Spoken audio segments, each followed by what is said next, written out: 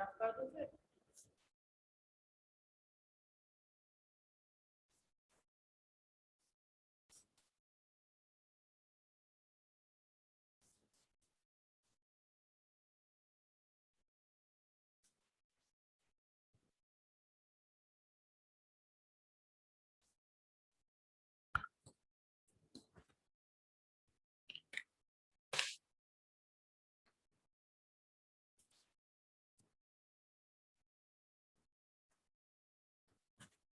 Very good afternoon Namrata, Vaishnavi.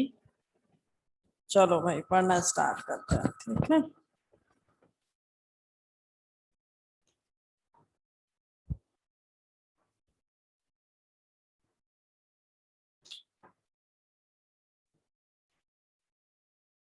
Very very good afternoon and जय Hind.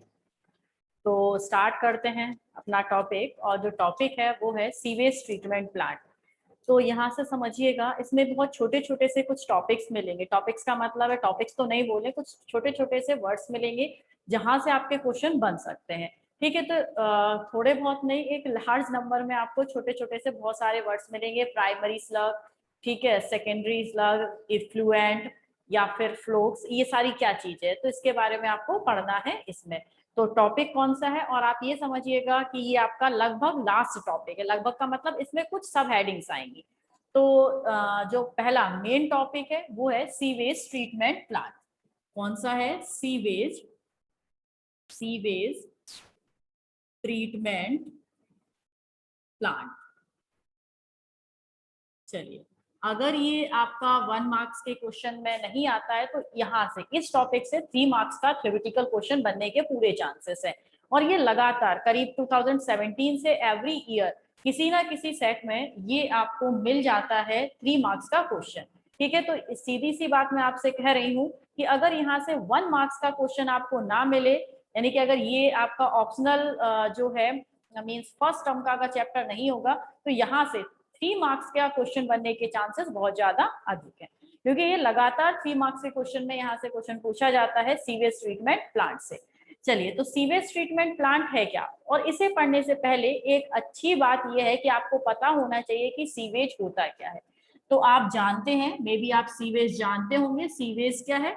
Sewage क्या है? एक म्युनिसिपल वेस्ट है जो कि अपने आप में लार्ज अमाउंट में ह्यूमन एक्सक्रीटा को कंटेन किए होता है। तो सीवेज, मैं इसकी डेफिनेशन नहीं लिख रही हूँ, क्लास 10th में भी आपने पढ़ी है।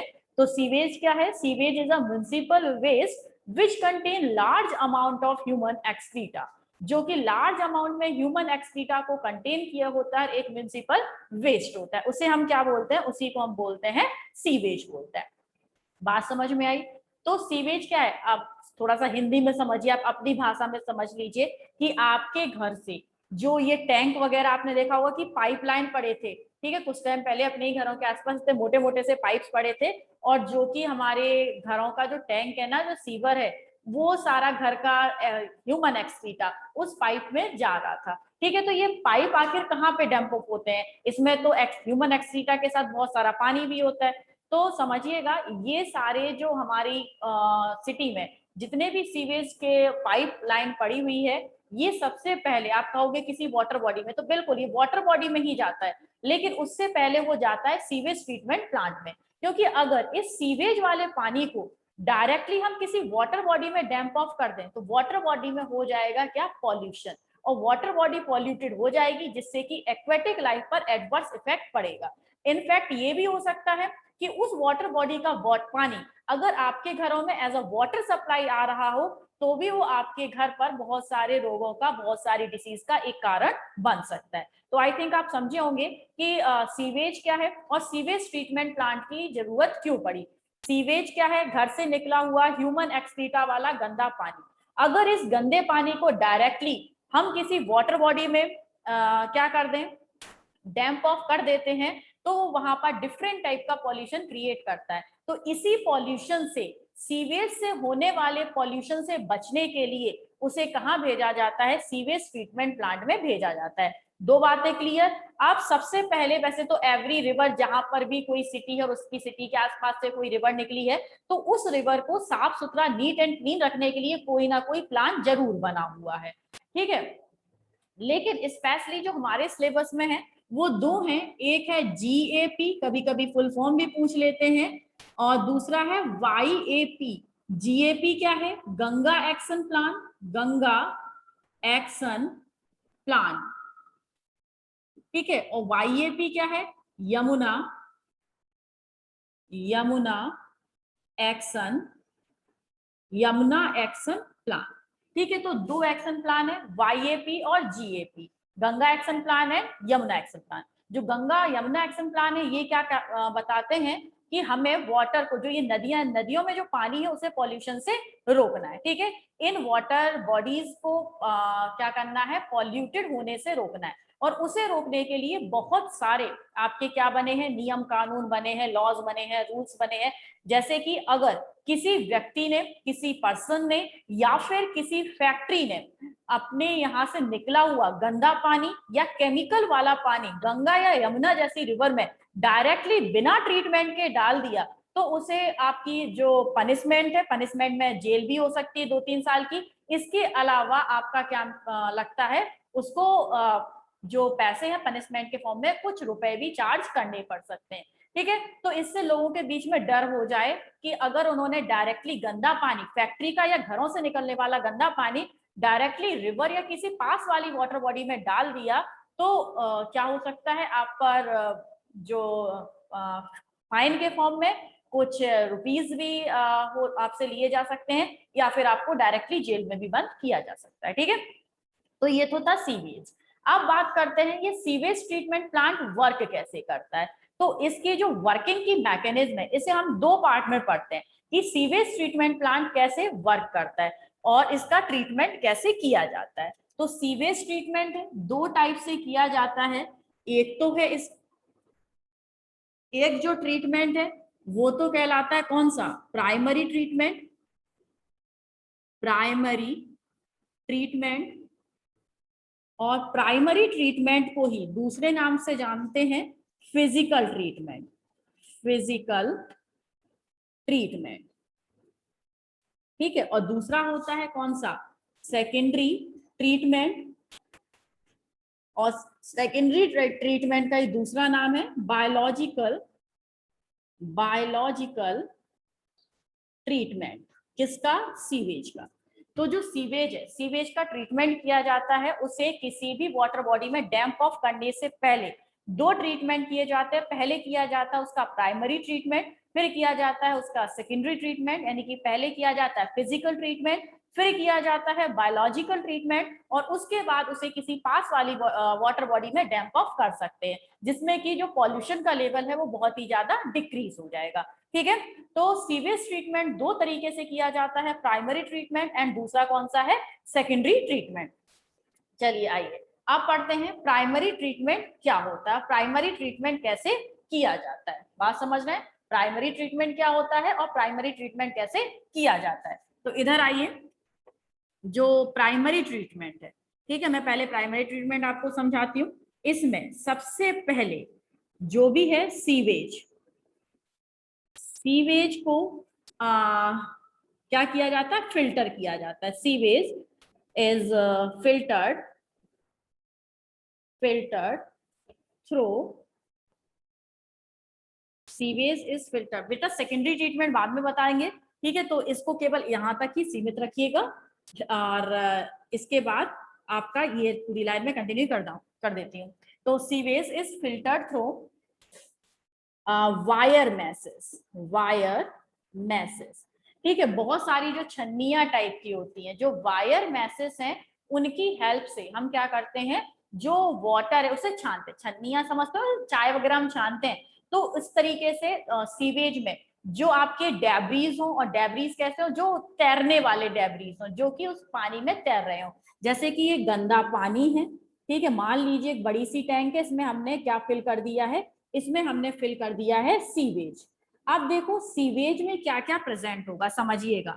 सीवेज में कुछ आपके पेड़ पौधों की पत्तियां भी हो सकती हैं, ठीक है, कुछ आपकी लकड़ियां वगैरह भी हो सकती हैं, और कुछ आपके बड़े बड़े से छोटे छोटे से पेबल्स या मिट्टी के टुकड़े हो सकते हैं, और साथ के साथ आपका ऑर्गेनिक वेस्ट तो मैंने बता ही दिया है, ऑर्गेनिक वेस्ट हो सकता है, साथ के साथ सिल्ट हो सकती है और एंड पेबल्स हो सकते हैं। ठीक है, ये सारी चीजें होती है। तो सीवेज में केवल ऑर्गेनिक वेस्ट नहीं होता, अगर सिंपल ऑर्गेनिक वेस्ट होता तो हम उसे एक बार में साफ कर देते, लेकिन सिल्ट में जो भी होता है वो क्या है, एक तो उसमें कुछ कंकड़ पत्थर हो सकते हैं, या फिर मिट्टी हो सकती है, या फिर उसमें कुछ लकड़ी वगैरह, जो कि पॉलीथीन वगैरह, आपने देखा नाले वगैरह में पॉलीथीन वगैरह तैरती रहती है, तो ये आपका यहाँ पर ये क्या हो सकता है, लीफ है। ठीक, इसके अलावा यहाँ पर पॉलीथीन है या प्लास्टिक है, स्पेशली पॉलीथीन और प्लास्टिक जो इजीली पानी के ऊपर क्या करते रहते हैं, फ्लोट करते रहते हैं, वो सारी चीजें किसमें प्रेजेंट है, सीवेज के अंदर प्रेजेंट है। तो अब इस पानी को, इस टैंक में हमने सीवेज का पानी वाटर भरा हुआ था, अब इसे हम एक वायर मैस, ठीक है, और वो भी कैसा वायर मैस होता है जिसमें एक नहीं कम से कम 10 या 12 आपकी क्या लगी होती है, फिल्ट्रेशन के लिए फिल्टर लगे होते हैं। ठीक है, जैसे देखिएगा, मैं फिल्ट्रेशन के लिए फिल्टर यहाँ पे बता दे रही हूँ कैसे लगे होते हैं। एक फिल्टर यहाँ पर लगा हुआ है, ठीक है, दूसरा फिल्टर यहाँ पर लगा हुआ है, तीसरा, मैं केवल 2 या 3 ही बनाऊंगी इधर, और ये आपका इस तरीके से पूरे टैंक में फिल्टर लगे होते हैं। अब ये है, इसमें इतने बड़े बड़े से होल्स हैं, दिखाई दे रहा है ना, इसमें जो होल्स हैं वो कुछ छोटे हुए, इसमें होल्स और छोटे हुए। तो इस तरीके से जो होल का साइज है, जो वायर मैसेस हम यूज करते हैं ना, छन्नियां, जो वायर मैसेस हम यूज करते हैं, इनमें होल्स का साइज एवरी नेक्स्ट पर कैसा होता जाता है, बहुत ही ज्यादा स्मॉल होता जाता है। अब ये वाला जो सीवेज है, अगर हम इसमें डाल दें, अगर ये वाला जो सीवेज का वाटर है हम इसमें डाल देते हैं, तो यहाँ पर क्या होता है कि जो बड़े बड़े वाले से हैं, ये बड़े बड़े से तो क्या हो जाते हैं यहाँ पर, ठीक है, जैसे कि पॉलीथीन है, प्लास्टिक है, ये सब यहाँ पर, उससे छोटे यहाँ पर, ठीक है, जैसे पेबल्स वगैरह हैं, उससे छोटे यहाँ पर, उससे छोटे यहाँ पर, और जो क्या हुआ यहाँ पर आपका सीवेज मीन्स जो सीवेज वाटर है, सीवेज वाटर, और यहाँ पर कुछ आपकी सिल्ट वगैरह, ठीक है, ये सब क्या हो जाते हैं, सीवेज वाटर प्लस सिल्ट इस वाले टैंक में आ जाते हैं। तो ये आपका क्या है कि एक वायर मैसेज का पूरा कह सकते हैं कि उन्हें स्टेप वाइज हम फिल्टर करते हैं। तो 10 बार फिल्टर ना करके एक बड़ा सा टैंक लेते हैं, उसमें डिफरेंट टाइप की सीप लगी होती हैं, उन सीप से अलग अलग जो साइज के पार्टिकल्स हैं जो सीवेज में प्रेजेंट है, वो क्या कर लिए जाते हैं, रिमूव कर लिए जाते हैं, कुछ इस तरीके से। ठीक है, तो सीवेज में जो भी चीजें प्रेजेंट है उसे इस तरीके से हम क्या कर लेते हैं, रिमूव कर लेते हैं। बात समझ गए इतना? चलिए, अब इसके बाद ये हो गया। अब इसके बाद क्या किया जाता है, रेड से मैं लिख रही हूं, सेकेंड पॉइंट क्या किया गया कि जो ये फिल्टर हो गया, ये वाला जो फिल्टर हो गया, दिख रहा ना ये वाला, तो फिल्टर्ड, फिल्टर्ड दिखाई दे रहा है ना ये वाला जो मैं लिख रही हूं, ठीक है, filtered sewage is then transfer to settling tank, settling tank. अब इसके बाद इसमें हो गया, अब इसके बाद इसे किस में डाल दिया जाता है, एक स्पेसिफिक टैंक होता है जिसे हम बोलते हैं सेटलिंग टैंक, किसे, इस सीवेज वाटर को, और ये जिसमें मिक्स है आपकी सिल्ट। तो अब इसे हमने किस में डाल दिया, अब इसे हमने भेज दिया सेटलिंग टैंक में। ये रेड कलर का मैं सेटलिंग टैंक बना रही हूँ, क्या है ये, यहाँ लिखते हैं क्या है ये, सेटलिंग टैंक, सेटलिंग टैंक। इसका भाई जो एक स्टेप्स है ना, इसको याद रखिएगा, पहले किस में डालते फिर किस में, स्टेप ही इसके 10-12 स्टेप आएंगे, तो उसी को आपको मेन याद रखना है, और बाद बाकी इसमें ऐसा कुछ भी नहीं है कि जो आप याद ना रख पाए। तो इसको हमने किस में डाल दिया, सेटलिंग टैंक में। किसको, जो आपने फिल्टर किया है, वायर मैश से जो फिल्टर किया हुआ है वाटर, उस सीवेज वाटर को हमने सेटलिंग टैंक में डाल दिया। सेटलिंग टैंक में आपका 2 से 3 दिन तक वो सेटलिंग टैंक में पड़ा रहता है, जिसके कारण यहाँ पर तो केवल क्या आ जाता है, सीवेज वाटर ऊपर आ जाता है, सीवेज वाटर, और नीचे इकट्ठा हो जाता है, यहाँ पर क्या इकट्ठा हो जाएगा, वो मिट्टी वगैरह होगी, यानी कि सिल्ट। तो सेटलिंग टैंक में हम क्या करते हैं कि जो भी बड़ी सी सिल्ट या फिर जो भी आपके हैवी पार्टिकल्स होते हैं जो कि वायर मेश से रिमूव नहीं होते हैं, उन्हें हम सेटलिंग टैंक में क्या कर लेते हैं, नीचे सेटल डाउन करा लेते हैं। बात समझ रहे हैं? तो सेटलिंग टैंक में क्या किया जाता है, जो भी हैवी पार्टिकल्स है उन हैवी पार्टिकल्स को नीचे सेटल डाउन करा दिया जाता है। किसमें? सेटलिंग टैंक में। हो गया। अब देखिए जो सेटलिंग टैंक है, सेटलिंग टैंक में जो ये सिल्ट है, मींस जो नीचे सेटल डाउन हुआ है, ठीक है, ये जो नीचे क्या हुआ है, सेटल डाउन लिख देती हूँ, जो नीचे सेटल डाउन हुआ है इसे हम क्या बोलते हैं, इसे बोलते हैं प्राइमरी सेडिमेंट। प्राइमरी सेडिमेंट, ठीक है। और जो ये ऊपर ऊपर ये जो वाटर वाटर सा मिला है ना, सीवेज वाटर, इसे बोलते हैं इफ्लुएंट। इफ्लुएंट, बात समझ रहे हैं?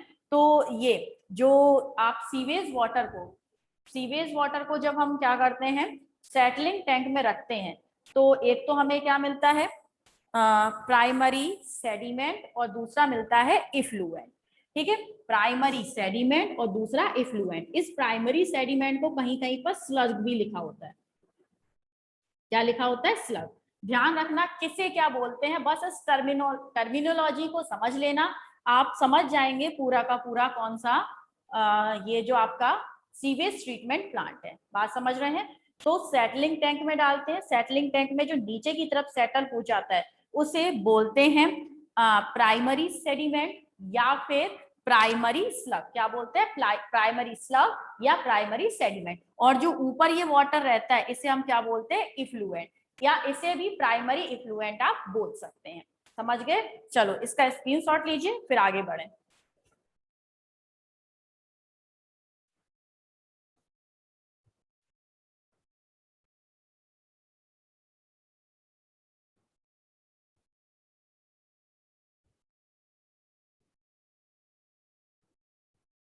हाँ भाई, हो गया स्क्रीनशॉट।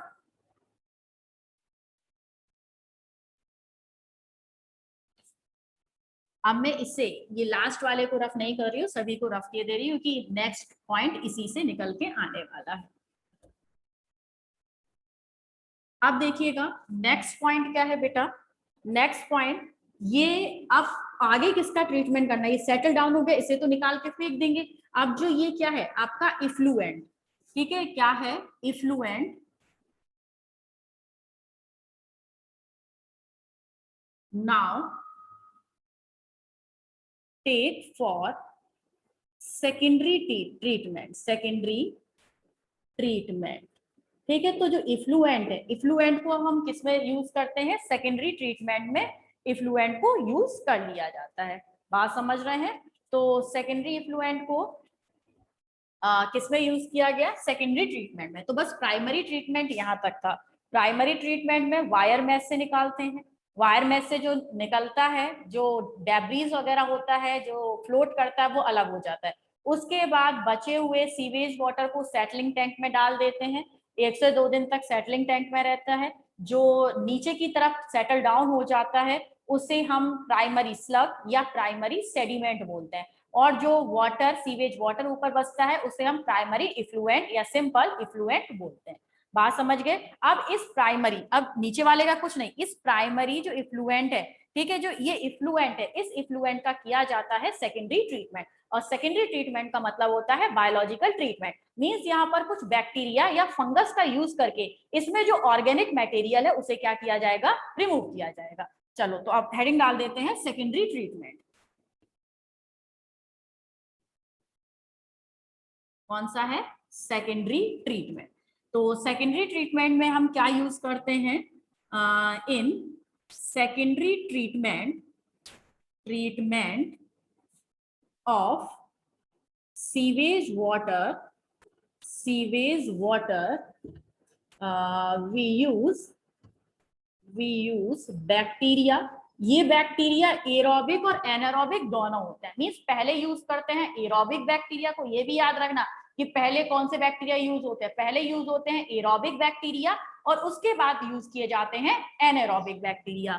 तो in secondary treatment of sewage water we use bacteria and fungus. ठीक है, किसे यूज करते हैं? बैक्टीरिया और फंगस को यूज करते हैं। और पहले कौन से बैक्टीरिया? एरोबिक, और बाद में कौन से? एनाएरोबिक बैक्टीरिया। ध्यान रखिएगा। अब देखिए सेकंड पॉइंट इसमें क्या लिखेंगे आप? अब सेकेंडरी ट्रीटमेंट किसका किया जा रहा है? इफ्लुएंट का किया जाना है।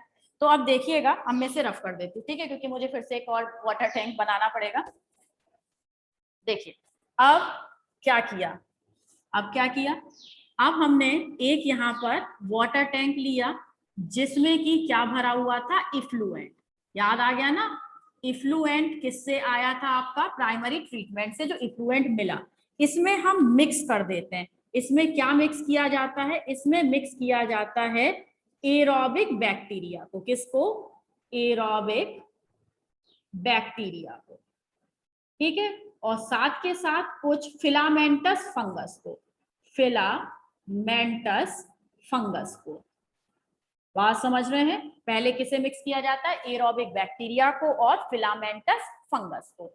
यस, चलो अब इसके बाद जैसे ही एरोबिक बैक्टीरिया और फिलामेंटस फंगस को मिक्स किया जाता है, ये बहुत जल्दी जल्दी, क्योंकि ये जो इफ्लुएंट है, जो सीवेज वाटर है, इसमें क्या प्रेजेंट है? इसमें प्रेजेंट है लार्ज अमाउंट में ऑर्गेनिक वेस्ट।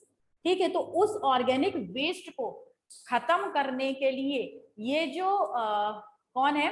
बैक्टीरिया हैं और फंगस हैं, जल्दी जल्दी रिप्रोडक्शन करते हैं। भाई जितने बैक्टीरिया और जितने फंगस हो जाएंगे, पहले तो खूब सारा उन्होंने खा लिया ऑर्गेनिक वेस्ट, अब उस ऑर्गेनिक वेस्ट जब उन्हें बहुत सारे अमाउंट में न्यूट्रिएंट मिल गया, तो ये जल्दी जल्दी क्या करेंगे? रिप्रोडक्शन करेंगे। और जल्दी जल्दी रिप्रोडक्शन करेंगे तो उतने ज्यादा उनकी जो आप कह सकते हैं पॉपुलेशन बढ़ेगी, और जितनी पॉपुलेशन बढ़ेगी वो उतना जल्दी ही यहाँ से इस इफ्लुएंट में से ऑर्गेनिक वेस्ट को चट करते जाएंगे, ऑर्गेनिक वेस्ट को क्या करते जाएंगे? खत्म करते जाएंगे। बात समझ रहे हैं? लेकिन उससे पहले एक बात और समझिएगा कि यहाँ पर क्या हुआ? जब एरोबिक बैक्टीरिया, फिलामेंटस फंगस हमने थोड़ा सा डाला था उसमें, और जब हम इसमें थोड़ा सा डालते हैं ना, इस प्रोसेस को बोलते हैं इनोकुलेशन। क्या बोलते हैं? इनोकुलेशन। और इसको बोलते हैं क्या? प्रोसेस है ये। क्या है? प्रोसेस। ये है प्रोसेस, और इसको बोलते हैं इनोकुलम। इनोकुलम, इनोकुलम आपको याद आ रहा होगा, जब दूध को दही में कन्वर्ट करते हैं तो उसमें जामन या थोड़ा सा सहेजा डालते हैं ना, किसमें? दही में, सॉरी दूध में। ठीक है, दूध को जब दही में कन्वर्ट करते हैं ना, तो दूध में हमें थोड़ा सा दही मिलाना पड़ता है, जिसे स्टार्टर, सहेजा या जामुन कहते हैं। तो उस स्टार्टर को हम क्या बोलते थे? साइंटिफिक लैंग्वेज में उसे हम इनोकुलम बोलते थे, और उस इनोकुलम की प्रोसेस को हम क्या बोलते हैं? इनोकुलेशन। तो अब बिल्कुल वही बात है कि यहाँ पर बिल्कुल उस दही की तरह ही इस सीवेज वाटर में भी हमें बैक्टीरिया और फंगस के जो पॉपुलेशन है उसे बढ़ाना है। तो हम बहुत सारा बैक्टीरिया फंगस नहीं डालते, वो तो अपनी पॉपुलेशन को अपने आप इंक्रीज कर देते हैं। तो हम थोड़े से अमाउंट में, देखो ये थोड़े से अमाउंट में ही हमने क्या डाला था? एरोबिक बैक्टीरिया और फिलामेंटस फंगस डाला। किसमें? इफ्लुएंट में। तो जो इफ्लुएंट में हम फिलामेंटस फंगस और एरोबिक बैक्टीरिया डालते हैं, तो उस बैक्टीरिया को मिक्स करने की प्रोसेस है, उसे हम इनोकुलेशन कहते हैं। और जो ये थोड़े से अमाउंट में हमने बैक्टीरिया और फंगस मिक्स किया है, इसे हम बोलते हैं इनोकुलम। ठीक है, तो इनोकुलम हमने डाल दिया। अभी इनोकुलम में फंगस और बैक्टीरिया ये अपनी पॉपुलेशन बढ़ा लेगा, और पॉपुलेशन बढ़ाने के बाद कुछ गुच्छे टाइप के बना लेगा। मींस इतने बड़े बड़े से क्या बन जाते हैं? फ्लोक्स। मैं लिख देती हूं यहाँ पर, after multiplying bacteria and fungus form flocs. ठीक है, इसको याद रखिएगा। किसका फॉर्मेशन कर लेते हैं? फ्लोक्स का फॉर्मेशन कर लेते हैं। फ्लोक्स क्या है? एक आपका गुच्छा टाइप का, कि वो जो फंगस है, फंगस कैसी है? फिलामेंटस धागे जैसी फंगस है। इस फंगस में पूरे में क्या फंस जाते हैं? ये बैक्टीरिया फंस जाते हैं। तो ये एक टाइप का गुच्छा बना होता है। क्या बना होता है? एक टाइप का गुच्छा बन जाता है। बात समझ गए? इसी को हम क्या बोलते हैं? फ्लोक्स कहते हैं। तो जब यहाँ पर आप एक और बात समझिएगा, इसी टॉपिक से 3-4 चीजें निकल के आएंगी, जैसे इनोकुलेशन, इनोकुलम और आपका फ्लोक्स निकल के आया। अब इसी में एक और बात समझिएगा, काफी इंपॉर्टेंट बात है, वो ब्लैक से लिख देती हूं, कि यहाँ पर मल्टीप्लाइंग बैक्टीरिया एंड फंगस, जब बैक्टीरिया और फंगस मल्टीप्लाई करते हैं यानी कि अपनी पॉपुलेशन बढ़ाते हैं, तो ये पॉपुलेशन क्या करेगा, ऑर्गेनिक वेस्ट को डाइजेस्ट करेगा। ठीक है, मैं लिखती हूं, first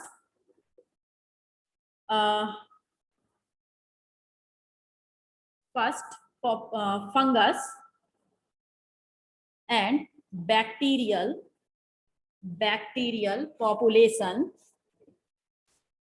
population digest organic waste and first digest organic waste and increase BOD and increase BOD। ठीक है, इस बात का ध्यान रखिएगा, क्या कर देते हैं, बीओडी को इंक्रीज कर देते हैं। बीओडी क्या है, बायोकेमिकल ऑक्सीजन डिमांड। बीओडी क्या है, बायोकेमिकल ऑक्सीजन डिमांड। अब खुद समझिएगा, यहाँ पर पहले 4 थे और अब कितने हो गए, मान लीजिए 16 या उससे भी ज्यादा। ये जस्ट मैं एक एग्जांपल दे रही हूँ, बैक्टीरिया हो जाते हैं। तो जब ज्यादा बैक्टीरिया होंगे, और कौन से बैक्टीरिया हैं, एरोबिक बैक्टीरिया हैं, तो ये क्या करेंगे, बाहर से ऑक्सीजन को इनटेक करना स्टार्ट करेंगे, यानी कि इस सीवेज वाटर में जो ऑक्सीजन डिमांड है वो क्या हो जाएगी, इंक्रीज हो जाएगी। बिल्कुल ध्यान रखिएगा, क्या हो जाएगी, इंक्रीज हो जाएगी। अगर बैक्टीरिया और फंगस की पॉपुलेशन इंक्रीज हो रही है सीवेज वाटर के अंदर, तो उनकी पॉपुलेशन इंक्रीज होने के साथ साथ ही जो क्या है आपके बीओडी है, बायोकेमिकल ऑक्सीजन डिमांड है, वो भी इंक्रीज होगी। ध्यान रखा, ठीक है। इंक्रीज होने का मतलब है कि यहाँ पर अभी बहुत सारा ऑर्गेनिक वेस्ट प्रेजेंट है। क्या प्रेजेंट है, बहुत सारा ऑर्गेनिक वेस्ट प्रेजेंट है। उस ऑर्गेनिक वेस्ट को डाइजेस्ट करने के लिए बैक्टीरिया और फंगस ने अपनी पॉपुलेशन बढ़ा ली है। तो अगर आपसे कहा जाए कि बीओडी का बढ़ना किसे बताता है, बीओडी का बढ़ना बताता है कि वाटर में ऑर्गेनिक वेस्ट बहुत ज्यादा है, और वाटर में ऑर्गेनिक वेस्ट बहुत ज्यादा है का मतलब क्या है, वाटर मोर पॉल्यूटेड है। इस टाइम पर वाटर कैसा होगा, मोर पॉल्यूटेड होगा। कैसा होगा, मोर पॉल्यूटेड होगा। इतनी बात ध्यान रखिएगा। फंगस और इसकी डाइजेशन के लिए इसने अपनी पॉपुलेशन बढ़ा ली। पॉपुलेशन बढ़ने से क्या होगा कि बीओडी है जो बायोकेमिकल ऑक्सीजन, भाई इतने लोग हैं तो ऑक्सीजन की डिमांड नेचुरली बढ़ेगी। और अगर किसी भी वाटर बॉडी की ऑक्सीजन डिमांड ज्यादा है, इसका मतलब है इसमें बहुत सारे बैक्टीरिया क्या है, एक साथ रह रहे हैं। और बैक्टीरिया एक साथ कहां पर रहेंगे, जहां पर वाटर पॉल्यूशन कैसा होगा, बहुत ही ज्यादा अधिक होगा। तो इसमें वाटर पॉल्यूशन कैसा होगा, ज्यादा होगा। अगर बीओडी ज्यादा है तो वाटर बॉडी कैसी होगी, मोर पॉल्यूटेड होगी। चलिए आइए अब नेक्स्ट टॉपिक पढ़ते हैं। नेक्स्ट इसी में अब क्या होगा कि इसे जब अब हम किसे चेक करेंगे, BOD. If level of BOD decrease, तो हमें क्या पता चल जाएगा कि जो ऑर्गेनिक वेस्ट है, organic waste will be digested. अगर पहले तो बीओडी ज्यादा थी, लेकिन अगर बाद में हम वाटर बॉडी की बीओडी को चेक करें, और बीओडी को चेक करने के बाद हमें पता चला कि इसका बीओडी कम हो गया। बीओडी कम हो गया मींस बायोकेमिकल ऑक्सीजन डिमांड कम हो गई। अगर बायोकेमिकल ऑक्सीजन डिमांड कम हो जाएगी, इसका मतलब क्या है कि उसमें ऑर्गेनिक वेस्ट डाइजेस्ट हो गया है। अब उसमें ऑर्गेनिक वेस्ट नहीं बचा था, जिसके कारण खाने की कमी के कारण बैक्टीरिया मरने लगे। और बैक्टीरिया जब मरने लगेंगे, बैक्टीरिया की जनसंख्या जब कम हो जाएगी, तो नेचुरल सी बात है कि वहां पर बीओडी अपने आप कम हो जाएगी। तो इतनी बात आप समझ गए कि if level of BOD decrease then organic waste will be digested. Organic waste क्या हो चुका है, डाइजेस्टेड हो चुका है। हो गया इतना। चलिए अब जब बीओडी क्या हो गई, डिक्रीज हो गई। अब जो इफ्लुएंट बचा, देखिएगा अब क्या होना है, इफ्लुएंट, ध्यान रखना इसके जो स्टेप्स हैं उन्हें। Effluent then transfer to settling tank. अब इसे फिर से किसमें डाल देना है, सेटलिंग टैंक में ट्रांसफर कर देना है। बात समझ गए। अब इसको जब बीओडी जिस सीवेज वाटर की कम हो गई, अब इससे सेटलिंग टैंक में ट्रांसफर कर देना है। चलिए हमने यहाँ पर ये सेटलिंग टैंक बनाया, इसमें इसे ट्रांसफर कर दिया। अब जब सेटलिंग टैंक में हम ट्रांसफर करेंगे तो जो फ्लोक्स हैं, फ्लोक्स समझ गए ना, ये वायर मैसेज ये इस टाइप के फ्लोक्स क्या हो जाएंगे, नीचे सेटल डाउन हो जाएंगे। ये आ गए फ्लोक्स सेटल डाउन हो गए, और ये जो बचा इसे हम बोलते हैं सेकेंडरी इफ्लुएंट। ठीक है, क्या बचा आपका, सेकेंडरी इफ्लुएंट। देख लीजिए ऊपर जो आ गया उसे हम क्या बोलते हैं, सेकेंडरी इफ्लुएंट, और साथ के साथ आपका जो नीचे सेटल डाउन हुआ वो क्या सेटल डाउन हुआ, फ्लोक्स सेटल डाउन हुए। ठीक है, अब जो फ्लोक्स है, इस फ्लोक्स को एक और नाम से जाना जाता है आपका, इनोकुलम के नाम से भी जाना जाता है, एक्टिवेटेड स्लग। हाँ भाई, इसे स्लग है एक तो, कौन सा, सेकेंडरी स्लग है। पहला प्राइमरी स्लग तो प्राइमरी ट्रीटमेंट में मिला था, सेकेंडरी स्लग मिल गया हमें किस में, इस फ्लोक्स के फॉर्म में। और ध्यान रखना, इस सेकेंडरी स्लग को ही हम बोलते हैं क्या, एक्टिवेटेड स्लग, एक्टिवेटेड स्लग। ठीक है, क्या बोलते हैं, एक्टिवेटेड स्लग बोलते हैं। एक्टिवेटेड स्लग का मतलब है ये वर्क करता है, वर्कड एज इनोकुलम, ठीक है, ये वर्क करता है किसकी तरह, इनोकुलम की तरह। मींस अब अगर दूसरे सीवेज वाटर का सेकेंडरी ट्रीटमेंट करना है तो थोड़ा सा यही यहां पर जाके मिक्स कर देंगे, समझ गए ना। तो ये क्या है भाई, इनोकुलम यही तो यूज हो रहा था, तो इसे हमने बचा के रख लिया। जो नीचे जो फ्लोक्स इकट्ठा हो गया ना, जिसे हमने सेकेंडरी स्लग बोला, इसे हम एक्टिवेटेड स्लग भी बोलते हैं, क्योंकि इसे अब दूसरे जो वाटर आ रहा है सीवेज वाटर, उसमें ये इनोकुलम की तरह वर्क करेगा। इसको उठा के थोड़ा सा हम इस जो आपका प्राइमरी इफ्लुएंट था उसमें मिक्स कर सकते हैं। बात समझे इतनी? चलिए आइए, अब इसको आप स्क्रीनशॉट लीजिए और फिर मैं इसे रफ करूं। हो गया?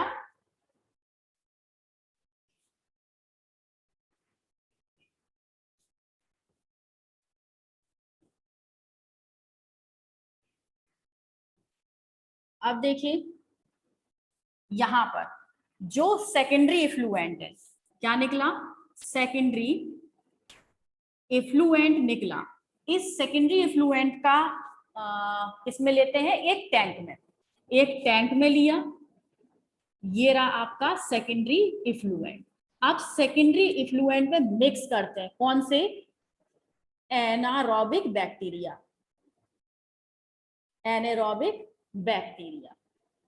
ठीक है। तो अभी तक जो ऑर्गेनिक वेस्ट था, उस ऑर्गेनिक वेस्ट को ऑर्गेनिक बैक्टीरिया ने खत्म कर दिया। अब जो कुछ भी बचा हुआ, ठीक है, रिमेनिंग ऑर्गेनिक वेस्ट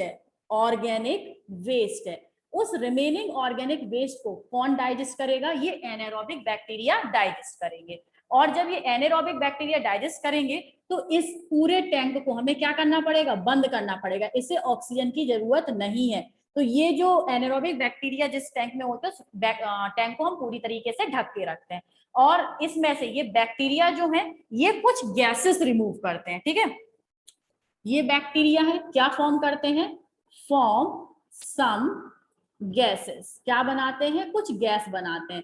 जैसे कि कौन सी गैस है, मीथेन का फॉर्मेशन करते हैं, हाइड्रोजन सल्फाइड का फॉर्मेशन करते हैं, सल्फर डाइऑक्साइड का फॉर्मेशन करते हैं।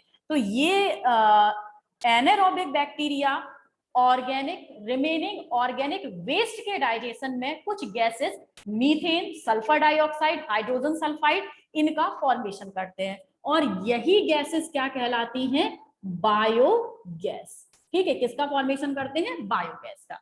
अब बायोगैस का फॉर्मेशन हो गया, और यहाँ पर 1-2 दिन तक रहता है, बचा हुआ ऑर्गेनिक वेस्ट पूरी तरीके से डाइजेस्ट हो गया। अब जो ऑर्गेनिक वेस्ट डाइजेस्ट हुआ और रिमेनिंग जो इफ्लुएंट है, रिमेनिंग इफ्लुएंट को अब किसी भी पास वाली वाटर बॉडी में क्या कर दिया जाता है, डिस्चार्ज कर दिया जाता है। ठीक है, किससे, आपका सीवेज ट्रीटमेंट जो आपका प्लांट था, एसटीपी का मतलब यहाँ स्टैंडर्ड टेम्परेचर प्रेशर नहीं है, एसटीपी का मतलब है sewage treatment plant. Sewage treatment plant में ये सारी आपकी प्रोसेस हुई, और उसके बाद जो वाटर आपका पूरी तरीके से ऑर्गेनिक वेस्ट से फ्री हो गया, और ऑर्गेनिक वेस्ट से फ्री होने के बाद इस वाटर को पास वाली वाटर बॉडी में डाल देंगे, जिससे कि वो बहुत बहुत बहुत कम अमाउंट में क्या करेगा, पॉल्यूशन क्रिएट करेगा। आई थिंक ये वाली कहानी आपको बहुत अच्छे से समझ में आई है या नहीं, जल्दी से बता दो, यस और नो। और ये वाला वीडियो मैं चौहान क्लासेस चैनल पर अपलोड भी कर दूंगी, वहां से आप इसे दोबारा से देखना चाहते हैं तो देख लीजिएगा, लेकिन 1-2 दिन लगेंगे इसके अपलोडिंग में, क्योंकि मैं बहुत आलसी हूँ है ना, नाम वगैरह डालना भूल जाती है इसके। ओके, और इसमें ये जो छोटे छोटे ना प्राइमरी फ्लोक्स कब बनता है, प्राइमरी स्लग कब बनता है, सेकेंडरी स्लग कब बनता है, एसटीपी क्या होता है, जीएपी क्या है, Ganga action plan, Yamuna action plan, तो इसको थोड़ा सा बस 1 मार्क्स के हिसाब से थोड़ा सा ध्यान से पढ़िएगा। बीओडी जब ज्यादा होता है इसका मतलब क्या है, वाटर बॉडी मोर पॉल्यूटेड है, बीओडी कम है इसका मतलब वाटर बॉडी लेस पॉल्यूटेड है। ठीक है, चलो भाई, चलिए बेटा, तो अपना ये वाला टॉपिक कंप्लीट हो गया। इसके बाद 2 टॉपिक हैं, एक तो बायोगैस प्लांट है और एक और है छोटा सा कोई टॉपिक, तो उसे हम कल कंप्लीट करते हैं। तो मिलते हैं कल नए टॉपिक के साथ, तब तक के लिए गुड बाय एंड जय हिंद, बाय बाय।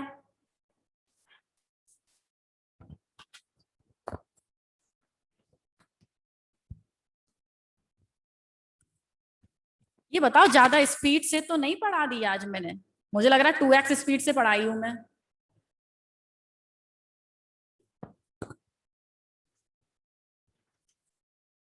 चलो भाई,